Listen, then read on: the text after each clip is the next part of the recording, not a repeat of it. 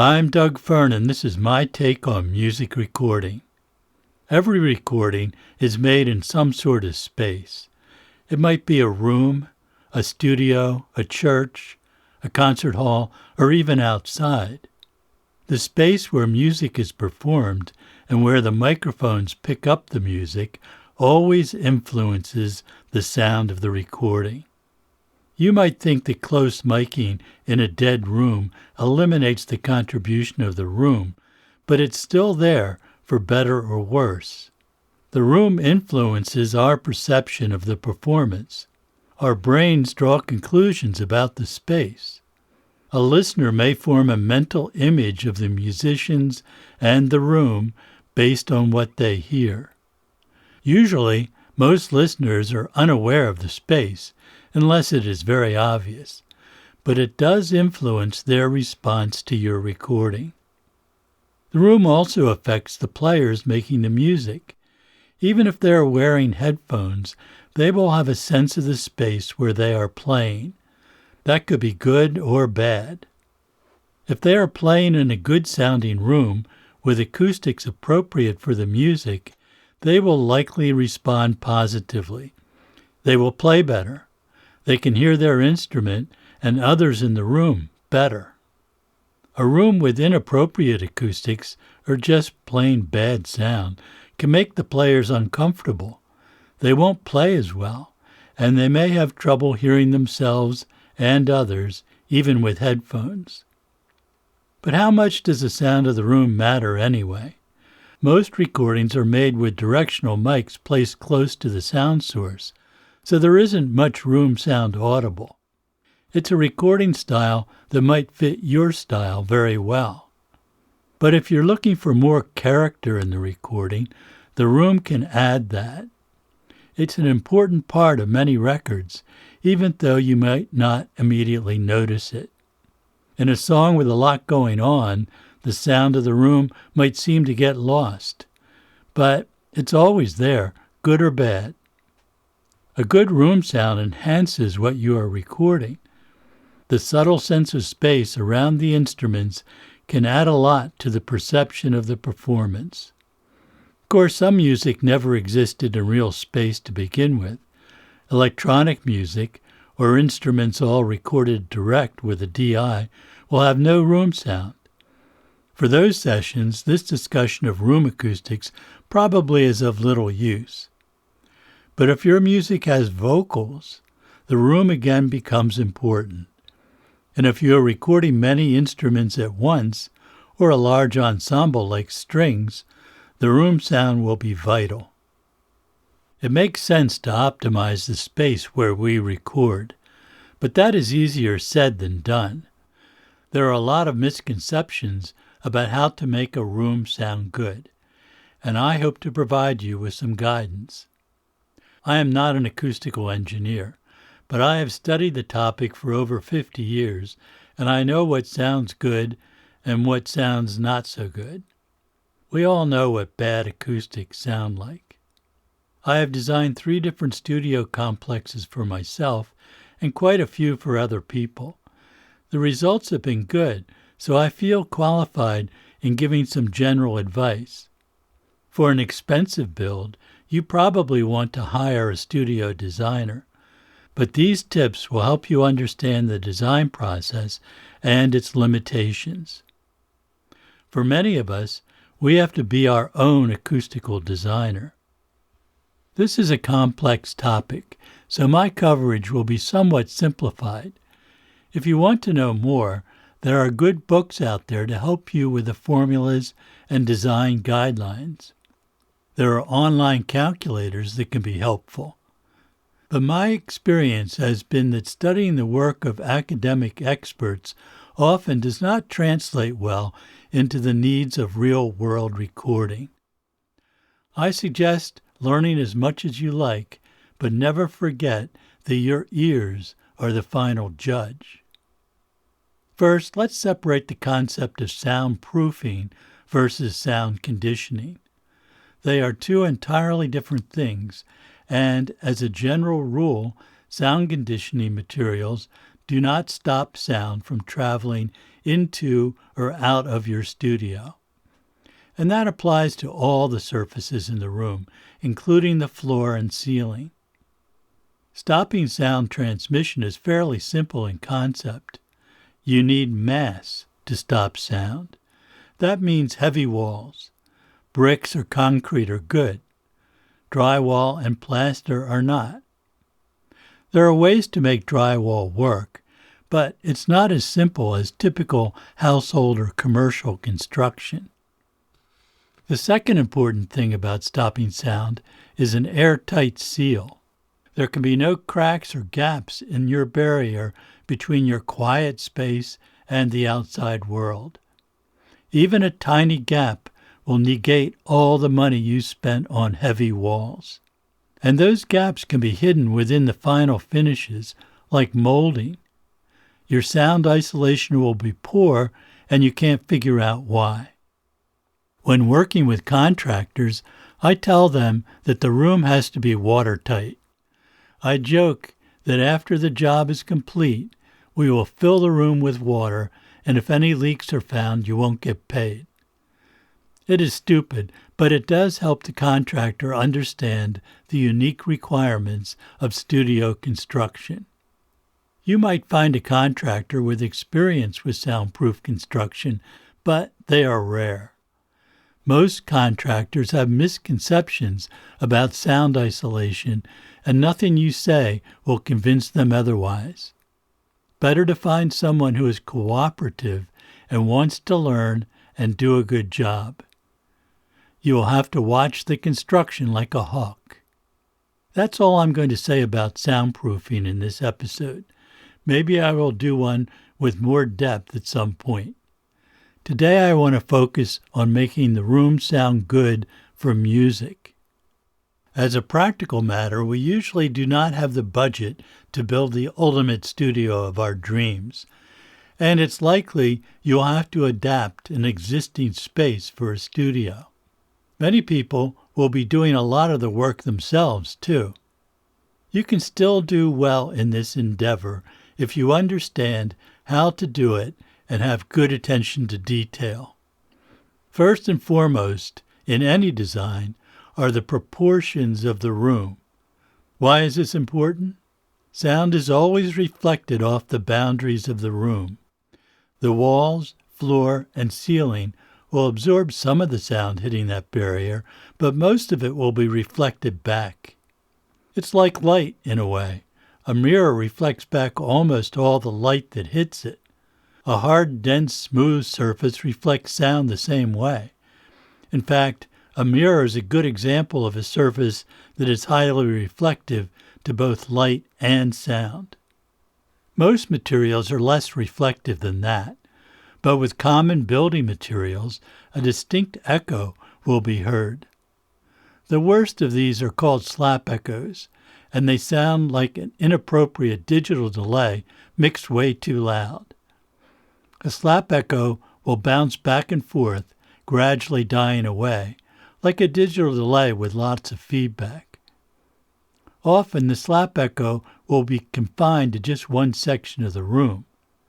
You might be able to avoid using that part of the studio, but it's better to not have that echo to begin with. Sound travels at about 1,000 feet per second as an easy approximation. That's 1 millisecond per foot.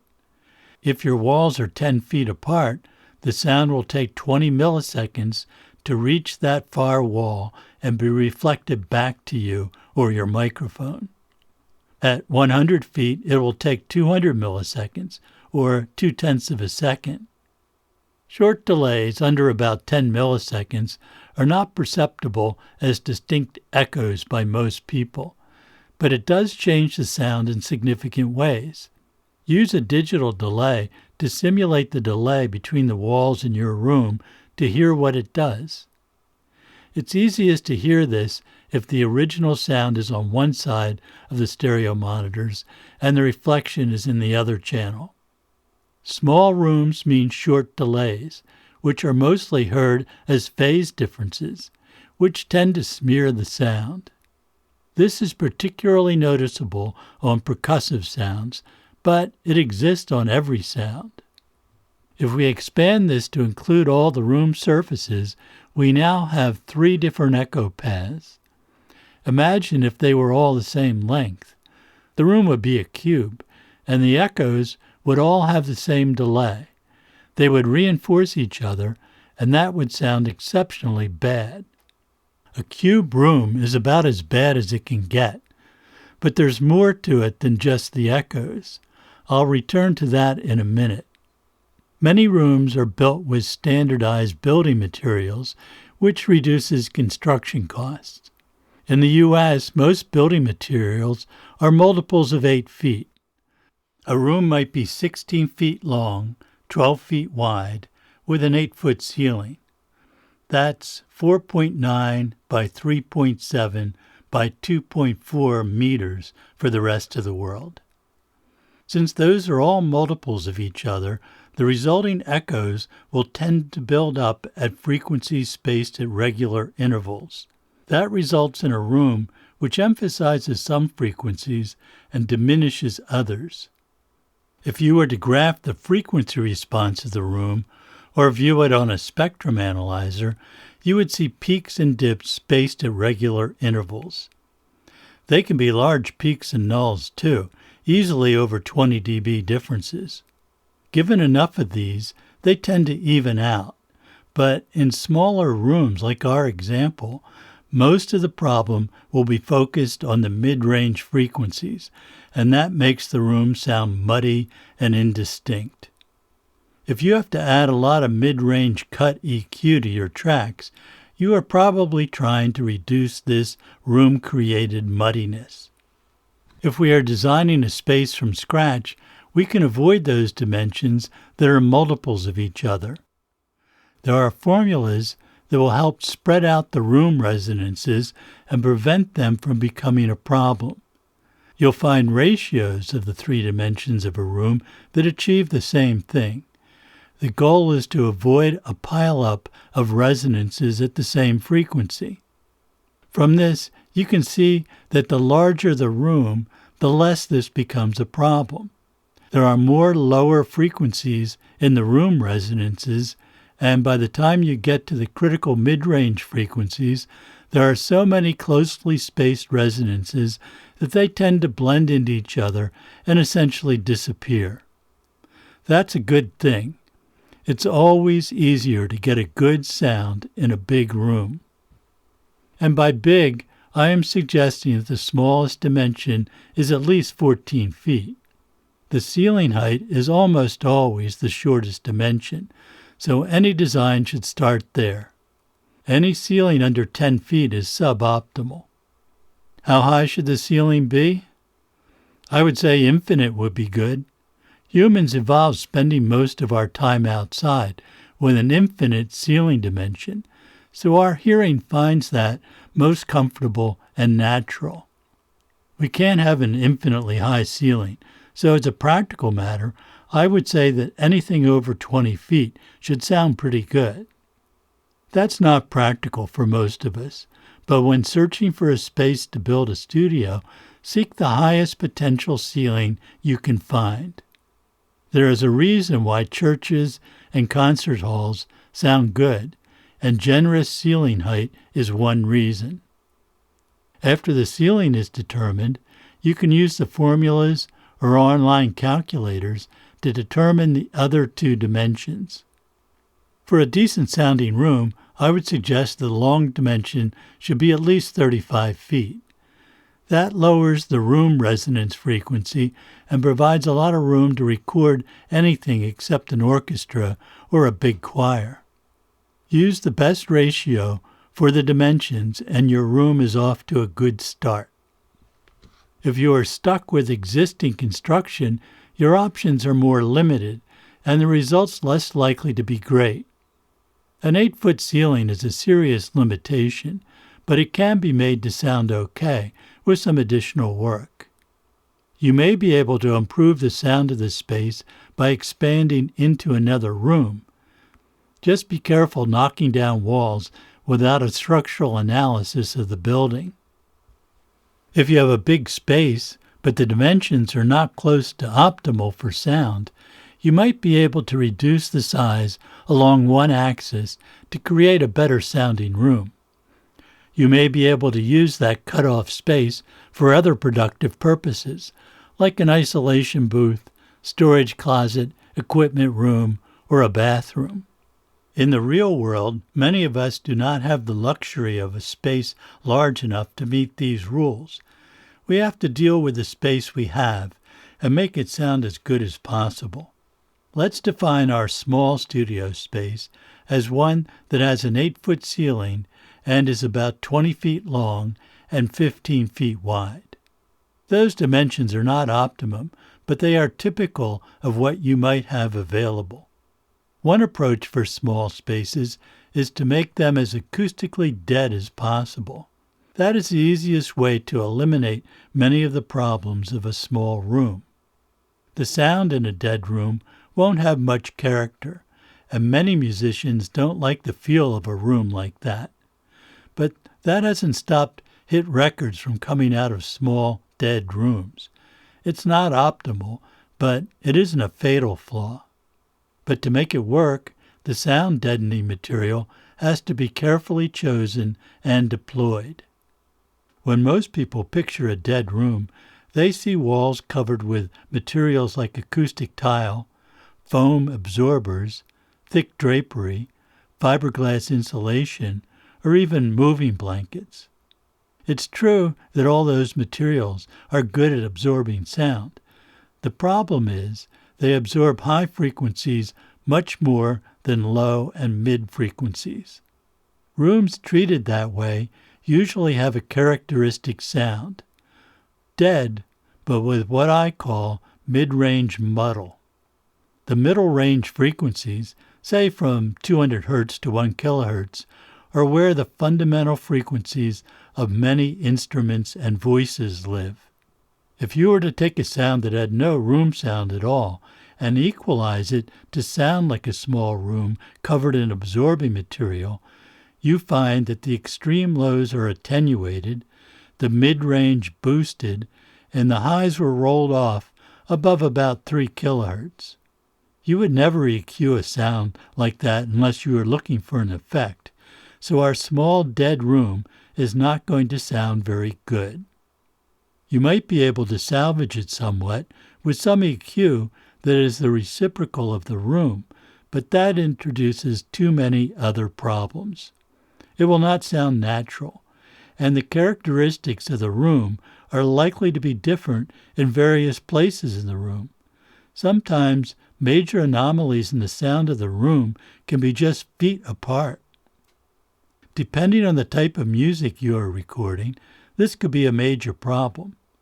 Or it might be something that actually enhances the sound you want. Mostly, though, it's not going to make your recording sound very good. Vocals especially suffer in this environment. What to do?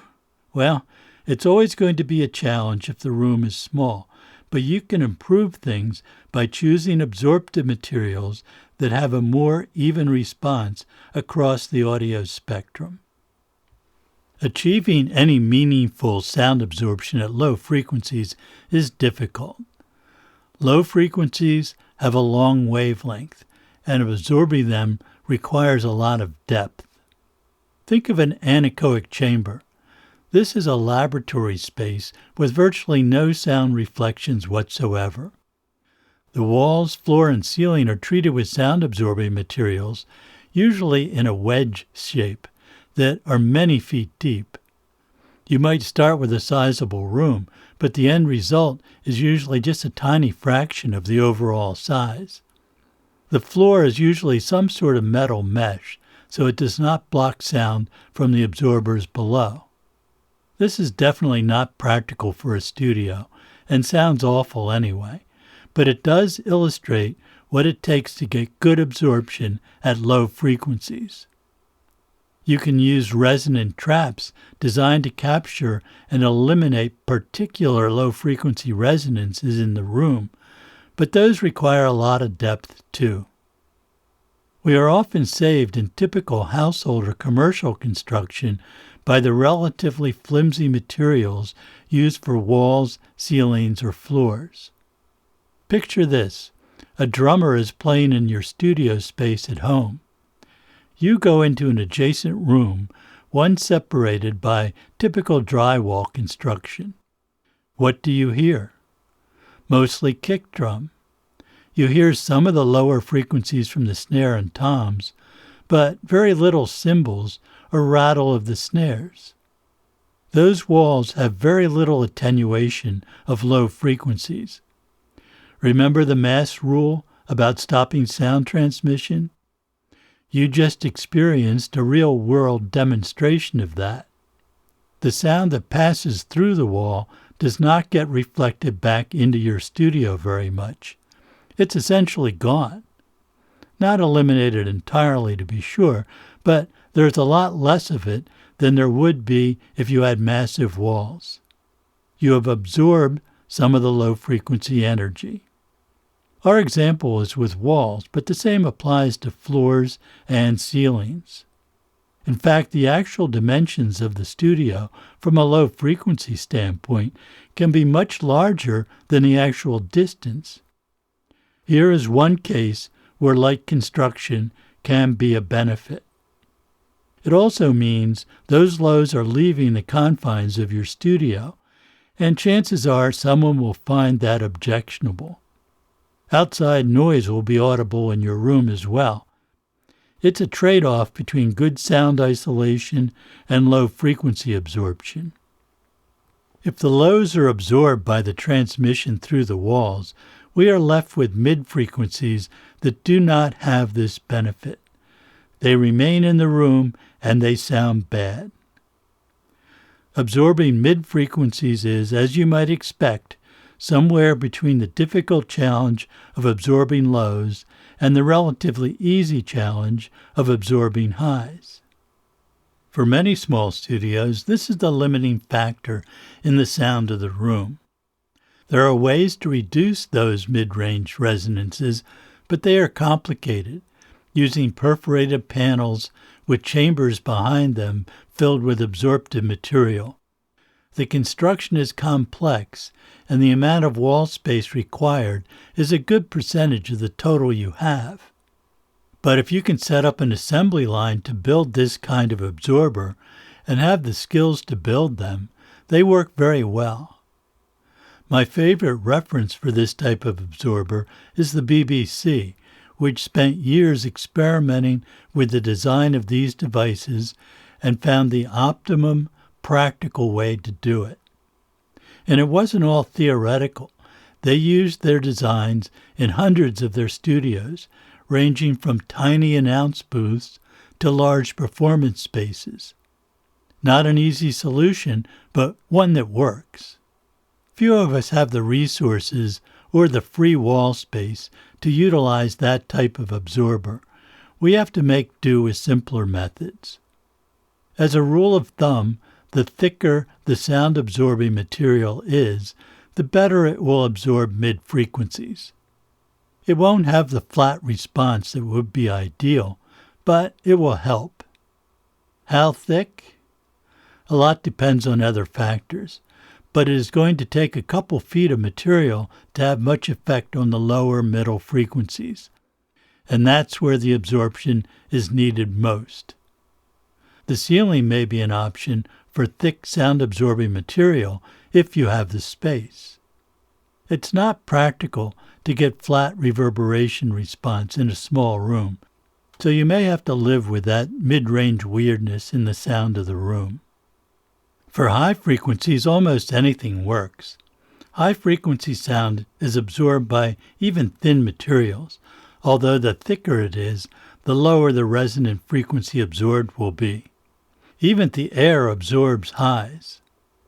A common high-frequency absorber design uses a wooden frame about 4 feet square and about 4 inches deep. The frame is filled with rock wool and covered front and back by acoustically transparent cloth. Fiberglass insulation, without the paper or foil backing, can also be used with somewhat less effectiveness. You can build those yourself in practically no time with simple tools. Plans are readily available. Once complete, you can mount them on your walls in various ways. If you space them off the wall by a few inches, they work even better. Highs are always the easiest to control. The absorber panels can be used on the ceiling, too. So far, we have been talking about absorbing sound, but do we really want to absorb everything? Do we want to maintain some of the sound reflections in our room? The answer depends on your goals, but I would say that some good room sound is always an enhancement to the sound of your recordings. It has to be good room sound, however, which means something our hearing finds pleasant. Not always easy to define, and even more difficult to achieve, but all the great studios around the world have, or had, a distinctive sound that enhanced the music and our enjoyment of it. Think of Abbey Road, Capitol Studios, or the old Columbia Studios in New York as three examples I know you have heard. Those rooms sounded great. They were each unique. Of course, they were all big rooms, not your average personal use studio. Those big rooms were not dead at all. Most had reverberation times of well over a second, and they did not have sound absorbers everywhere. They didn't need that or want that. Still, we can get some of the same benefit of a great sounding room in our much smaller space if we use good design. Part of the great sound of the best studios comes from diffusion. That's the principle of random sound reflection, not just an echo off a solid flat wall. Imagine a cathedral. It's made of stone. Almost every bit of sound in that space is stuck inside, echoing around until the sound is fully absorbed by the air and the reverberation dies out many seconds later. Not the right sound for most recording, but impressive for music written for that environment. If you look at the construction of a cathedral, you will not find any flat surfaces of any extent, except the floor.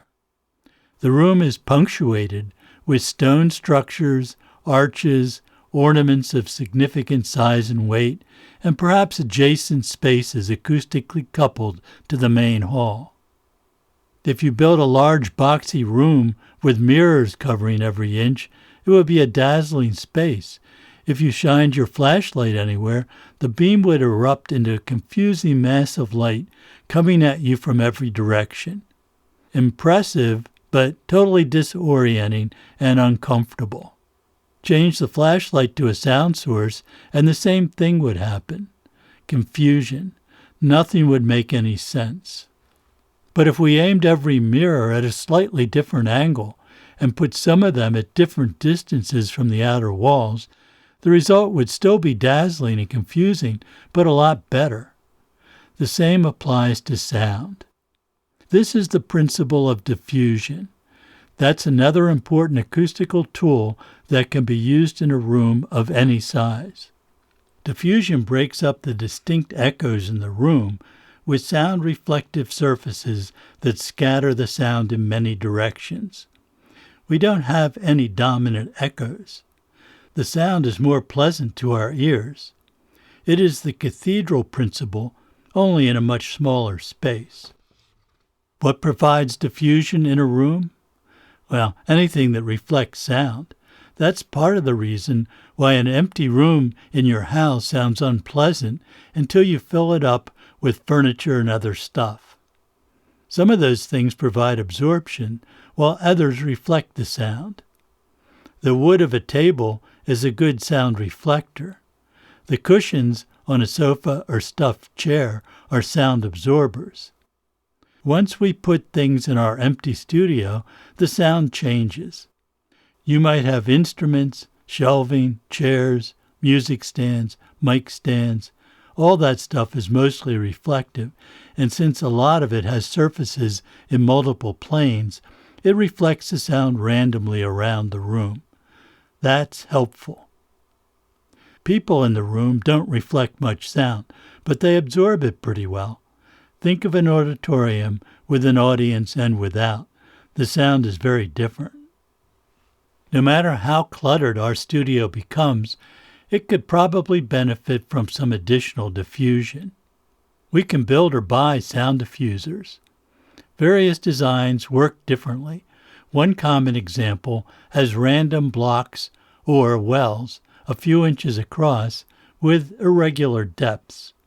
They reflect the sound that hits them and bounce it back at slightly different times, depending on the depth. It's simple and helpful. Better, in my experience, are diffusers that have more angles and depth. One classic design uses blocks of wood, typically from 2x4 or 2x3 lumber, cut to different lengths with different angles on the top. These are typically less than a foot deep. They scatter the sound nicely and are visually interesting too. You can build those yourself. Be prepared to be appalled at how much lumber it will take. Another design uses long slats of wood set at different angles. These can be mounted horizontally or vertically and can be any size. If they are placed in front of a solid wall and left open on the back, they work even better by allowing some sound to pass through and reflect back into the random wood pieces. An entirely different type of diffuser is a cylinder, or half a cylinder. A common technique in an acoustic echo chamber is to use a section of concrete pipe, a foot or more in diameter, and sitting vertically on the floor. A cap is necessary to prevent resonances inside the pipe. Several of these, in the highly reflective environment of the echo chamber, provide lots of diffusion.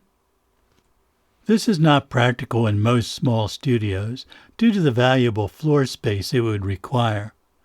But cylindrical diffusers do not have to be made of heavy material.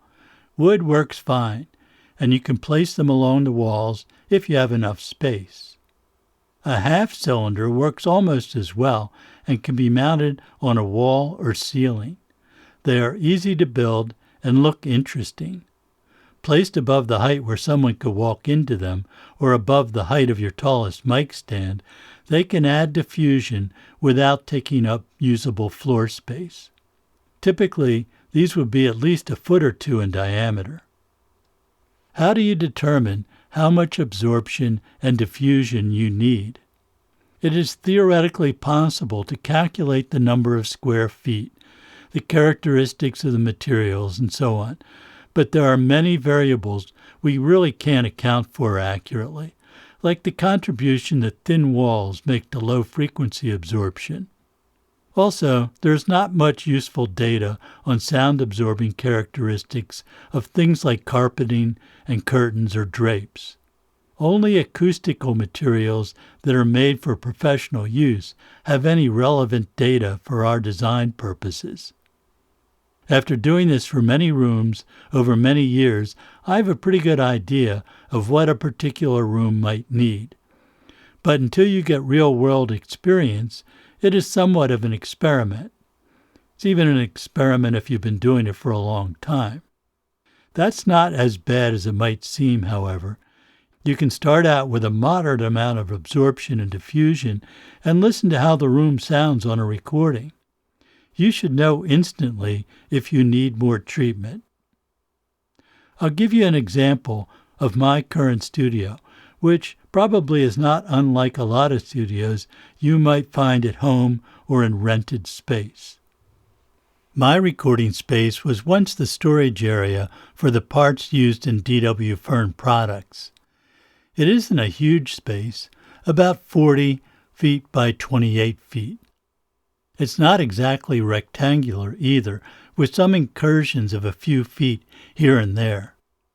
It's mostly underground and built with concrete block, so it's very soundproof. That also means the walls and floor are solid and nothing gets through them. It all stays in the room. The ceiling is about 12 feet high, and made of wood on large engineered wood joists and steel I-beams. There are other rooms above, so I get some low-frequency absorption through the ceiling. It is also the perfect space to add sound-absorbing materials, and it is filled with about 3 feet of rock wool insulation. There is a drop ceiling below that, made from sound-absorbing panels with well-defined characteristics. There is a lot of absorption in that ceiling. The floor is concrete and covered in commercial carpeting, which is thin enough to roll the grand piano around without a problem. It provides some absorption of high frequencies and eliminates the bounce of sound off the floor. In a bigger room, that floor reflection would be desirable, but my space is too small to make that usable. Most of the walls are concrete block, but one of the 4 walls is drywall. On the other side is a large garage. That wall provides some additional low-frequency absorption. In its raw state, with just the floor and ceiling treated, it sounded about as bad as I expected. There was a lot of mid-range muddiness and even some slap echo in places. Not usable that way. The first thing was to add some 5-foot square absorber panels, as I described earlier.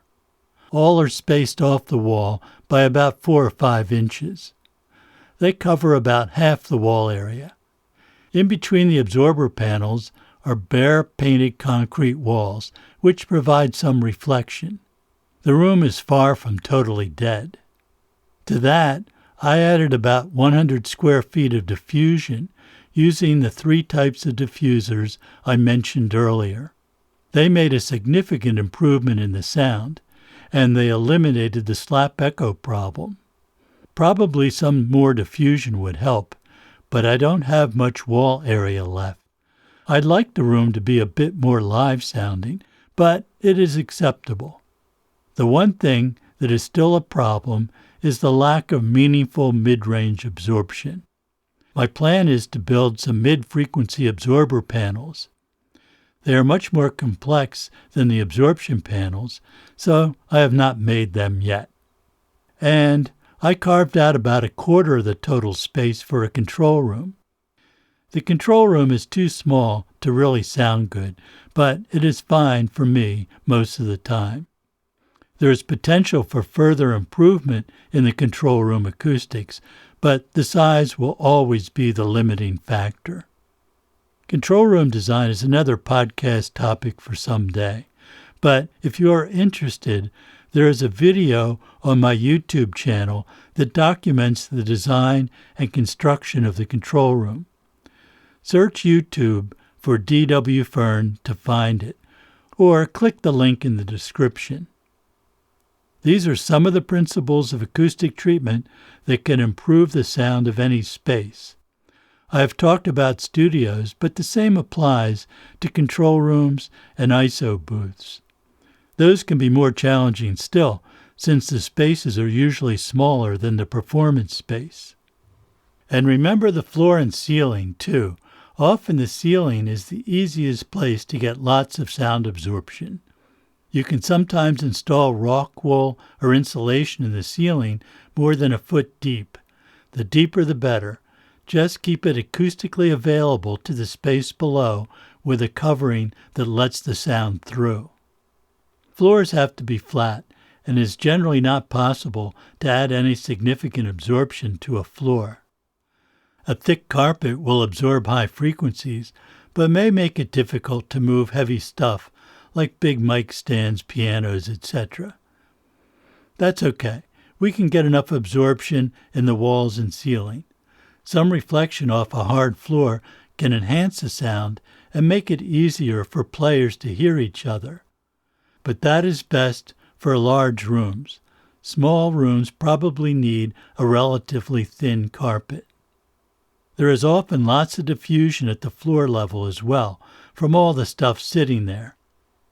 There is much more to the complex topic of studio acoustics, but these general principles will help you to understand what works and what doesn't.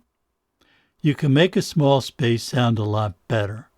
It will never have the sound of a big studio, but it can work well and help you make good recordings. You can always reach me at dwfern@dwfern.com with your comments and suggestions for future episodes.